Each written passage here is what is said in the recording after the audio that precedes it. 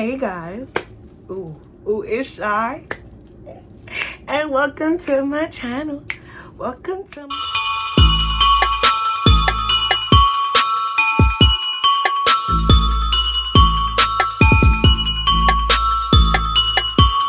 Hey everyone, my name is Shaika Plaisir.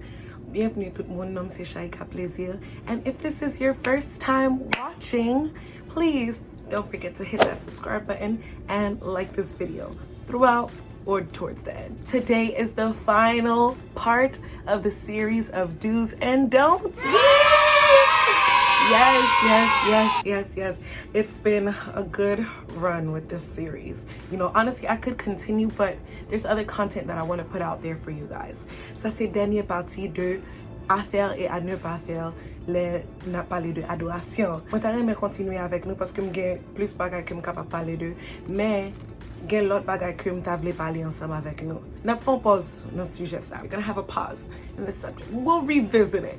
We'll revisit it when it's necessary. So today we know this is the final part of the series. Okay, so I'm gonna drop the rest of the gems, not all of them, but I'm gonna drop the rest of the gems that I have right now for the series. So grab your pen and paper, grab your iPad, grab your phone, and jot down some notes because this is the final part of this series. To start off with, when you're leading worship or you have a song list or set, whatever you're doing, gradually build the momentum. Gradually build the momentum. Don't put all your best songs first. Do not put all your best songs first. I'm telling you this right now. You will kill your set if you put the hypest songs or the best songs first, or the songs that's, you know, more slower, isn't really as uplifting at the end. You gotta start off and make your way up when it comes to leading worship. La dirigeants Adorasyon, pas mette pi bon chant yo en premier. Ou pas ka mette tout bon chant yo avant et puis Kounya set la wal fini ou commencer chanter chant qui rase. Magon ki mom ga di ki capable d'écrire parole ça pi bien mais ou pas ka faire ça. Okay? You have to build the momentum of the song. Pace yourself. You have to pace yourself. Gradually build the momentum. For example, if you're leading a worship set and let's say you want to do, I'm trying to think of what songs I could think of. How about this? This is the air I breathe. You're saying, this is the air I breathe, okay? That song, for the most part, shouldn't be the last song, depending on the song that you sing before that. If you're singing a song like that, after you have This Is the Air I Breathe, you put a song that's gonna build the momentum. For example, Withholding Nothing. That's how you climb your way up. You climb your way up. You climb your way up. You don't put the best songs first. Because if you put all your best songs first, by the time the person comes up, if you have announcements after a prayer comes up, you kill the atmosphere when you do that. Là, chanter, chant qui pi bon yo, en premier, ou tu atmosphère là. Les temps commencent à passer, et puis, ou dans la dernière partie de liste de chants, ou après que l'atmosphère commence à descendre. On connaît qui gens pour ajouter chant yo, un genre que là, fin chanter, que l'atmosphère là pas rase. Comprendre? You have to really pace yourself and ask God for discernment in that too. It's kind of like an instinct. I can't really say exactly what song right now, but over time as you lead worship, you'll realize that, hey, this song goes best first. Okay. 2, do know your strengths and weaknesses. Not only just your strengths and weaknesses, but also your background vocalist strengths and weaknesses. Deuxièmement, connais nan ki sa ke ou pi fort là-dedans et connais nan ki sa ke ou pi faible là-dedans. I say this because if you do not know your strengths and weaknesses, and you don't know your background vocalist strengths and weaknesses, there's gonna be a clash. There will be a clash in the worship. For example, if you know that your background vocalists are not vocalists that can grasp spontaneous worship songs that you throw in the middle of the atmosphere. For example, there's time that we're up there, we're ministering, and the Lord drops a song in your spirit. And you start singing the song and it's a spontaneous song. And you expect the people behind you, your background vocalists, to flow with you. If you know that your background vocalist will not flow with you, It's either you don't do it or you decide to do that spontaneous song by yourself. Yes, as a worship team, everyone is supposed to know how to grasp a spontaneous song and catch it and just run with it. But let's be honest, there's certain places that you go to and there's certain backup vocalists that you have that just don't catch it. And you're up there and it looks like you're fighting. If you realize that they're not catching it, you sing that song over and over, that spontaneous song over and over until they catch it. And if they just don't catch it, sis, at that point, you by yourself. You're by yourself. You're by yourself. And it sucks that happens sometimes, but I say this to say, do know your background vocalist strengths and weaknesses. I mean, if you know that the Holy Spirit already dropped a song in your spirit before you got on the pulpit, it's best to kind of rehearse that little part, even if it's like for 2 minutes, just so that they don't get thrown off guard. Regardless, as worship leaders, we're supposed to catch the spontaneous flow. But if we're being honest, not always will we have the background that we want. So definitely know your strengths and weaknesses. Know your background vocalist strengths and weaknesses. Know whether or not they could catch a song. For example, you have a song in your spirit, but it's not the right key of the song that you're already singing in. So it's like skyrocketing. And if you know that they can't hit that note, sis, or my brother, yeah. I'm telling you this from experience, okay?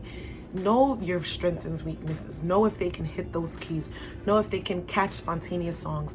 Know if they can flow with you. Know if they can harmonize. Ooh, harmony. Ooh. Know their strengths and weaknesses. Oh my gosh. Know their strengths and weaknesses. Yo, we can really continue with this series. Just thinking of more things that I could say. Know their strengths and weaknesses. Know your strengths and weaknesses.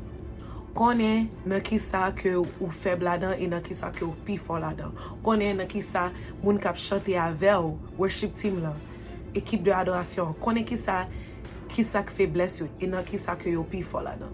Si ou konen que bon Dieu mette un chant dans l'esprit et puis chant ça c'est pas un chant que yo connaît déjà, c'est juste un chant que l'Éternel mette dans l'esprit pendant en l'air.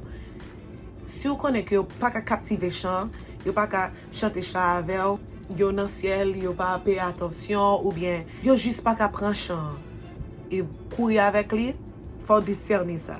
Ça m'a des sagesse, un pile sagesse. Si vous connaissez que yo pas fort dans chanter chant qui spontané, ka choisi pour pas chanter, mais un genre si l'Éternel dit pour chanter chant, c'est donc qu'on va désobéir.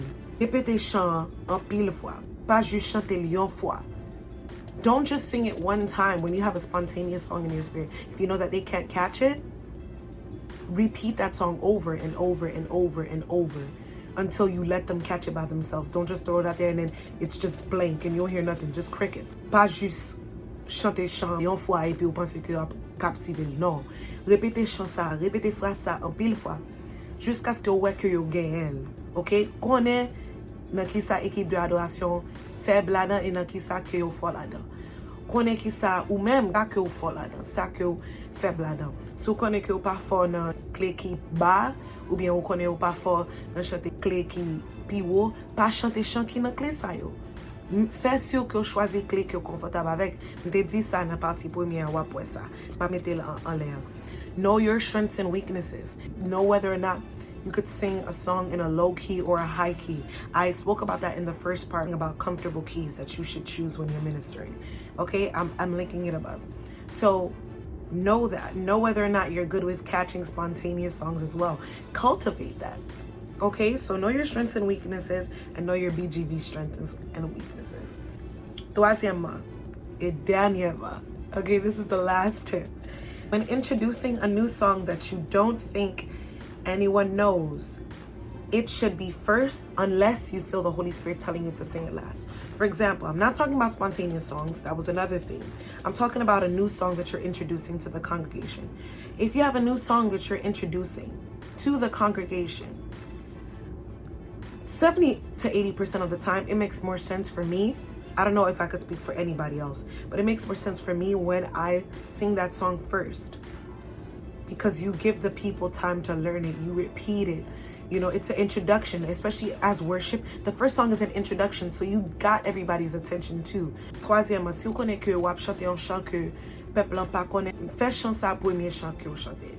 Si Saint-Esprit dit pour chanter chan sa dernier, ou capable. Mais 70% de temps que m'a chanté un chant qui est nouveau, toujours fait sûr que me chanter chant ça premièrement.